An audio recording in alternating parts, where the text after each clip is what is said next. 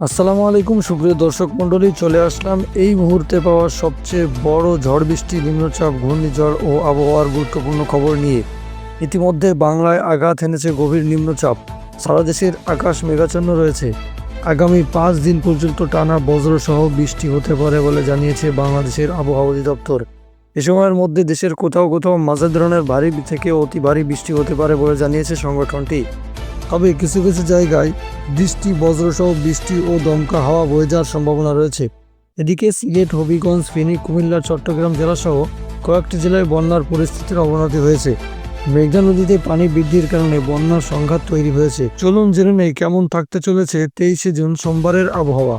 খুলনা, বরিশাল, সিলেট, রংপুর, ময়মনসিংহ, ঢাকা, চট্টগ্রাম, রাজশাহী, ভারতের আসাম, পশ্চিমবঙ্গ এবং ত্রিপুরা রাজ্যের কোথায় কোথায় ঝড় বৃষ্টি, নিম্নচাপ ও আবহাওয়া কেমন অবস্থা বিরাজ করবে সম্পূর্ণ জানিয়ে দিব আমাদের আজকের এই ভিডিওতে। তাই প্রিয় দর্শক, ভিডিওটি না টেনে অবশ্যই শেষ পর্যন্ত দেখবেন এবং আপনি কোন জেলা থেকে আমাদের ভিডিওটি দেখছেন সেটা অবশ্যই কমেন্ট করে জানাবেন এবং আপনার এলাকার আবহাওয়া এখন কেমন বিরাজ করছে সেটাও জানাবেন। এবং প্রতিদিন আবহাওয়ার সর্বশেষ আপডেট জানতে আমাদের ভিডিওতে লাইক দিয়ে চ্যানেলটিকে সাবস্ক্রাইব করে পাশেই থাকবেন।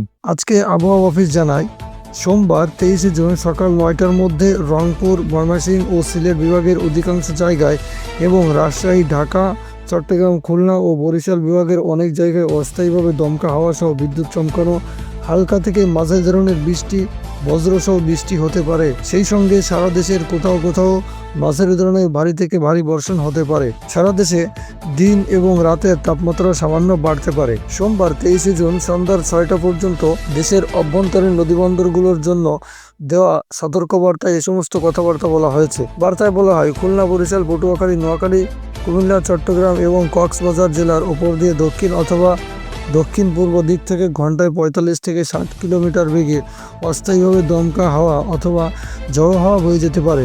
সেই সঙ্গে বৃষ্টি অথবা বজ্র বৃষ্টি হতে পারে। এসব এলাকার নদীবন্দরগুলোকে 1 নম্বর সতর্ক সংকেত দেখাতে বলা হয়েছে। তো বন্ধুরা, এই ছিল আমাদের আজকের সর্বশেষ আবহাওয়ার খবর। পরবর্তী খবর জানতে আমাদের সঙ্গেই থাকবেন। ধন্যবাদ।